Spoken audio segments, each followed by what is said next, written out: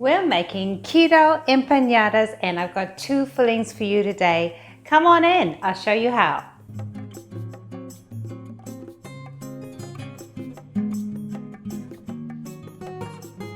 Hi and welcome to Cook with Mel. If you're returning, welcome back. If you're new here, please do consider subscribing and hit the notification bell so you know when we've posted a new recipe. It'll really help my channel and it'll only take you a second. Also want to say a huge thank you to our new subscribers. Thank you for believing in the channel and I hope you get as much value as you can out of it. Empanadas are a great snack because they're relatively small, and if you're fat adapted already, you can have them as a full-on meal. I'm also showing you how to combine 2 different recipes. So we have got the pastry from one website and we've got fillings from another website. Fun! We are doing a buffalo chicken and we are doing Mexican beef with the filling. So, you get to choose your favorite beef or chicken. Which one is it? Set your oven to 390 degrees Fahrenheit or 200 degrees Celsius and let's get into that recipe now. I've done my research and I am going to be using an amazing dough recipe by Nom Nom.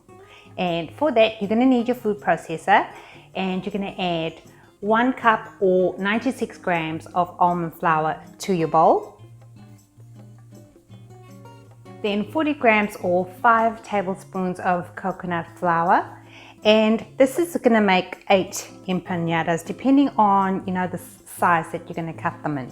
Half teaspoon of xanthan gum and 1/4 teaspoon of salt. And now we're just going to pulse that for maybe 5 pulses just to combine all of your dry ingredients.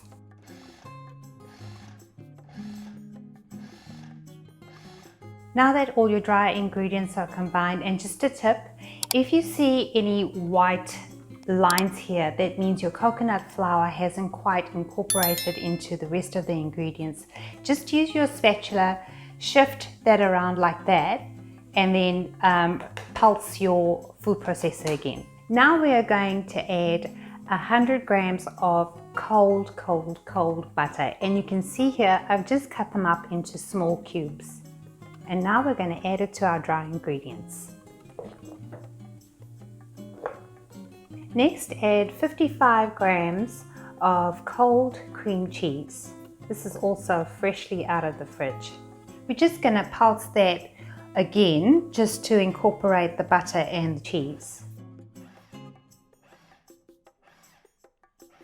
Okay, after we added our butter and our cream cheese, I ran it through the food processor again just to incorporate it, and this is the kind of consistency you're looking for, like big breadcrumbs if you like. And finally, we're going to add in 1 whisked egg and 2 teaspoons or 9 grams of apple cider vinegar. And now you're going to process your mixture until you get crumbles. Stop before you get a ball because that would mean you've over-processed your dough. So here you go. It's very buttery, sticky, soft, and crumbly. And now I've laid out some cling film because your dough is now going to need to refrigerate for 1 hour so it is workable. At this point, any cookie cutters or anything you try and use, it's just going to become one hot mess. So now I'm just going to wrap that up and then bring my dough together like that. And remember guys, this is a double. Don't get phased if yours looks half the size. This is a double portion because of course I'm making 2 fillings to show you guys so you can choose which one you want or if you want to make both, go for it. I will leave double portions and single portions for this dough in the description box for you. Right, this is going in the fridge for an hour. Now we're going to make a beautiful beef filling for your empanadas. So over medium heat, add a tablespoon of olive oil to your pan. Once your oil has heated a bit, add 1/4 cup of This is about like, yeah, a quarter cup of onion, and this is shredded. But you know, you can chop yours, you can leave it out if you want to, and you can substitute this with onion powder if you like. I'm just going to spread this a little bit so our meat is flavored with all this onion. Now you're going to add a half a pound or 500 grams of ground beef, and we're going to break up the meat as well. Once your meat is broken up, add 1 teaspoon of chili powder, 1 teaspoon of cumin, and 1 teaspoon of smoked paprika. You can also add some ground coriander or cilantro if you like. Now we're going to add a quarter cup or 35 grams of green olives, and they've been chopped to about the size of beans, and if you miss the taste of beans, these are a great substitute, because really beans don't have a taste as such to me. I don't know if you agree, but it's more texture, and olives gives you that texture. And now we're going to give this a stir, further breaking up the meat and incorporating all our seasonings into the rest of our ingredients.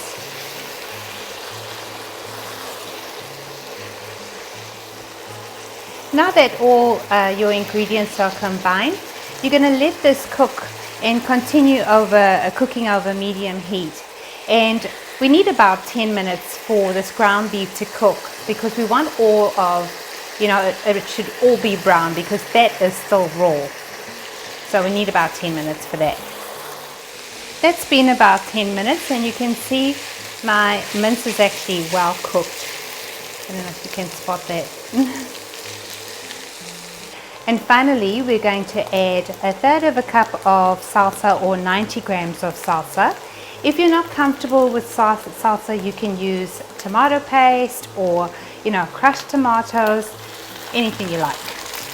And a sprinkle of fresh coriander or cilantro. Your beef filling is ready, so turn off the heat now and set this aside to cool. Now we're going to make this beautiful buffalo chicken filling. So over a medium heat, you're going to add a quarter cup of butter, and we're going to melt that. Quarter cup of butter equates to 35 grams. And next, when your butter is melted, we're going to add 1 pound or half a kg of shredded chicken. You can buy it in the store like that, or you can use whatever you've got in the freezer. Just cut it up small, because with your empanadas you're going to need a filling that's not going to create lumpy bits in your empanadas.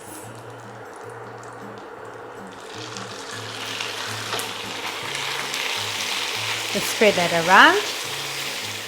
Next, I've got here Frank's hot sauce. It equates to 2/3 of a cup or 155 grams. If you don't like, really spicy food, you can add less of this.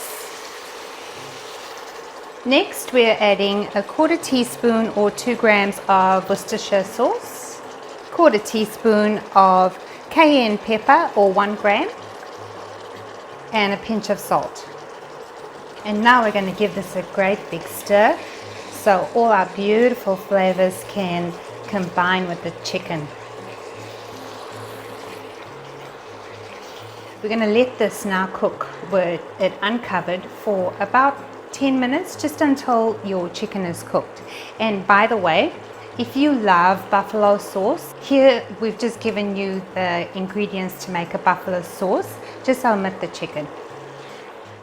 And this is what your buffalo chicken filling will look like at the end. And now I'm going to let this completely cool, and we're going to now move on to working with the dough. And here is the dough fresh out of the fridge. I do need to give you a few tips about this dough. This dough you can use for empanadas, you can use for pies, sweet or savory. Just add a bit of sweetener if that takes your fancy.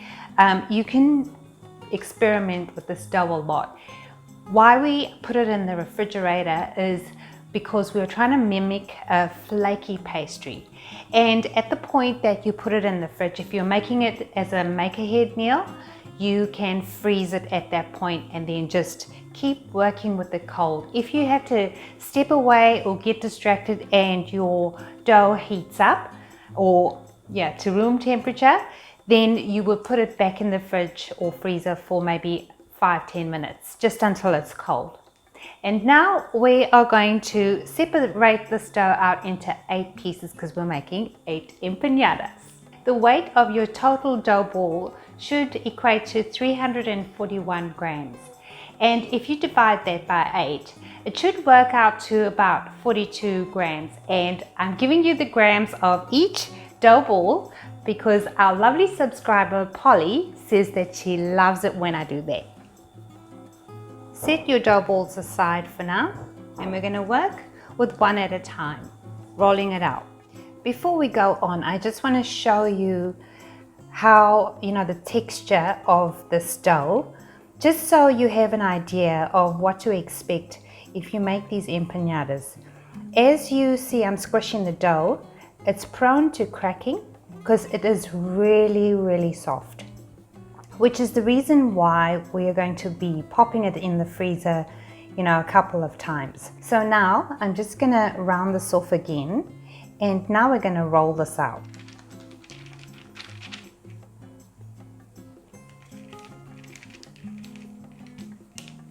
Also, when you're using your rolling pin, don't press hard into the dough. Just let your rolling pin do the work like this, because what's going to happen is, because this dough is so soft, you're just going to make, go too far into the dough, and your empanada dough will end up too thin. Okay, so let me show you how to clean up these cracked edges.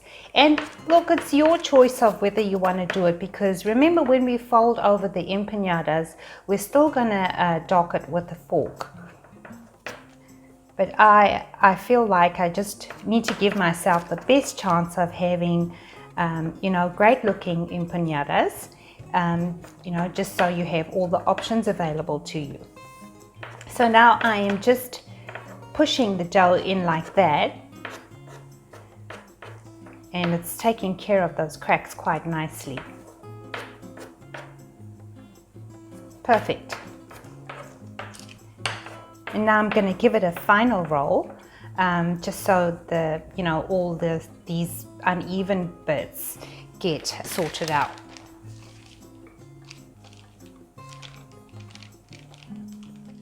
And voila! That to me is pretty good. It's got a great thickness, and it's almost perfectly round without using a template. And now I'm going to fold my parchment paper like that. And now your dough is going to go into the freezer for 10 minutes.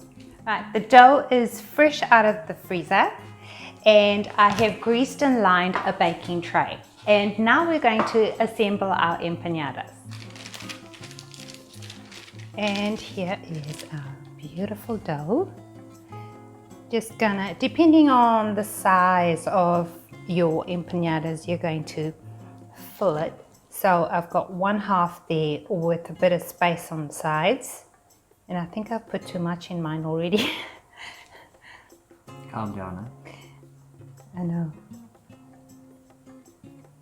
Yeah, so to me that looks about right.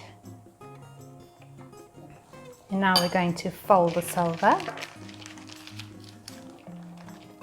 Yeah, the dough's pretty stiff, which is actually a good thing. Get rid of the paper. There we go.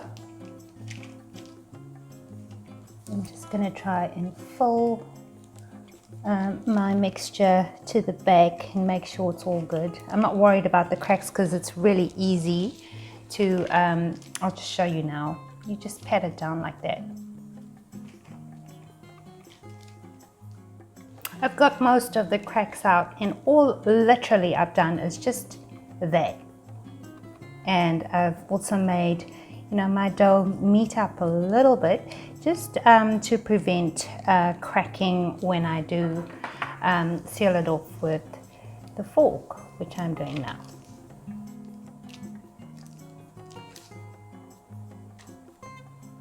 There we go. They're so cute though. And now I'm going to put this into my baking tray. I'm trying not to handle them, you know, so much, just as little as possible. And that's the one. I'm going to keep going, and I'm going to fill my tray with empanadas, and then they're going to go into the freezer for 10 minutes. My empanadas have just come out of the freezer and been in there for 10 minutes, and now we're going to apply an egg wash over the pastry. The kitchen smells absolutely amazing, and have a look at how our empanadas turned out. And now I'm just going to lightly brush them with some melted butter, just for extra moisture, because when they cool down, this is gonna help them be even softer, I feel. Or, you know, it just looks wholesome. Just going to show you what these look like on the inside. I've done 4 beef and 4 chicken, so I'll show you the beef. Look at that. It's a beautiful soft pastry. It smells so good too.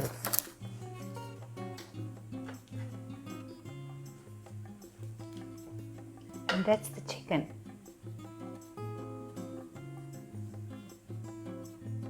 Well, I wanted to try keto empanadas for the longest time. I hope you get to try it as well. And I'm ready to tuck in right now. Thank you so much for watching. Stay safe and be well.